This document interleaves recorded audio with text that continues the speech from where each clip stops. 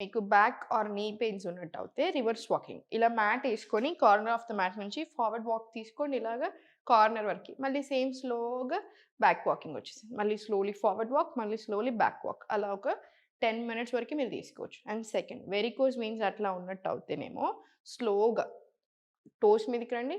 చాలా స్లోగా బ్యాక్ రండి. మళ్ళీ చాలా స్లోగా టోస్ మీదకి రండి. స్లోలీ బ్యాక్ రండి. ఇదే మీరు పిల్లలకి హైట్ పెరగడానికి, కాన్సంట్రేషన్ కోసం ఇంప్రూవ్ అవ్వడానికి చేసేది ఉంటేనేమో ఇంటర్లాక్ చేసుకొని హ్యాండ్స్ అప్ చేసుకొని ఇన్హేల్ ఏదైనా ఒకే పాయింట్‌ని చూస్తా ఉండండి. చాలా స్లోగా ఎక్స్‌హేల్. ఇది ఒక 10 రౌండ్స్ ప్రాక్టీస్ చేయండి. అండ్ ఫోర్త్ వచ్చేసి మడమల మీద వాకింగ్ తీసుకోండి. మీకు ఒకవేళ ఫుట్ పెయిన్ ఉన్నా, నీ పెయిన్స్ ఉన్నా కూడా మడమల మీద ఫార్వర్డ్ వాక్ తీసుకొని చాలా స్లోగా మళ్ళీ రివర్స్ వాకింగ్. మీరు ఏజ్ పెద్దగా ఉంది, ఇప్పటివరకు ఎలాంటి యోగా ప్రాక్టీస్ చేయలేదు అంటే ఫస్ట్ చెప్పిన రివర్స్ వాకింగ్ వెళ్ళిపోండి. లేదు ప్రాక్టీస్ చాలా మంచి యోగా ప్రాక్టీస్ ఉంది అంటే ఇప్పుడు దాకా నేను చూపించినట్టు మడమల మీద forward walk, normal regular reverse walk. ఇలా ఒక 5 to 10 రౌండ్స్ తీసుకోండి.